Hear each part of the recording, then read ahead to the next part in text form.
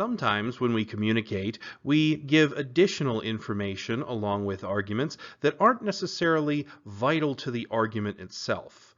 These are elements like making concessions, reiterating or restating things, or making statements that aren't necessarily meant to be argued but more of an exclamation of emotion, something like that. These sort of elements serve a rhetorical purpose only, and they're not actually part of the argument itself. When you encounter an argument like this, you'll need to look only at the claim and the evidence, and leave out any additional ideas. Let's take a look at an argument that contains those kind of additional ideas. It shouldn't surprise anyone that charter schools associated with the public school system perform better than those that operate on their own. Although the public school bureaucracy can sometimes make it hard to get things done, it also provides invaluable support and services to the charter schools that are associated with it. I don't see why some people are intent on destroying the public school system. If we weed through all the extra information that this paragraph is giving us, we find that our claim is simply that charter schools associated with the public school system perform better than those that operate on their own. At the end of the day, that is the idea that this paragraph is trying to prove.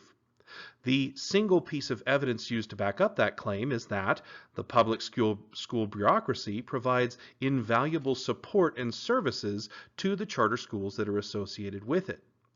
The other statements in this paragraph are extra rhetorical information. It shouldn't surprise anyone. Well, this paragraph isn't trying to prove anything about whether or not people should be surprised. That's just kind of a rhetorical flourish there, saying that although the public school bureaucracy can sometimes make it harder to get things done, that's a concession. And again, that's done rhetorically. This last statement here, I don't see why some people are intent on destroying the public school system. Well, that's just kind of a reiteration or a statement, an exclamation of emotion that has nothing to do with the argument being made. So by now we understand that analyzing an argument is all about breaking it down into its claim and evidence. But we also need to be able to demonstrate that relationship, the relationship between claim and evidence. And there's some tools that can help you do this. We're going to look at two. We're going to look at Toulmin's model sentence and argument mapping. Stephen Toulmin was a British logician and philosopher, and among his many works, he devised a structured sentence to identify the parts of an argument. It goes like this: because evidence, therefore claim. Now, this may sound clumsy, and syntactically it's very redundant, but it does enable us to make the logic within an argument very clear. Let's take a look at some examples of arguments phrased using Toulmin's model sentence. Because Mr. McNair is mortal, therefore Mr. McNair will one day die. Because traffic is always so heavy this time of day, therefore we should avoid the tollway. Because the DPRK is guilty of extreme human rights abuses, and because the DPRK refuses to implement democratic reforms, therefore the U.S. should refuse to deal with the present DPRK government. Note how when you have multiple pieces of evidence, you simply connect them using standard syndeton at the beginning, using commas and ands.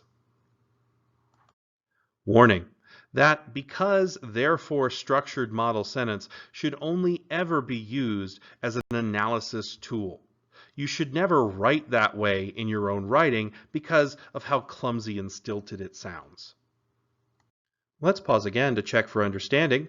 In the next activity, rewrite each argument using Toulmin's model sentence.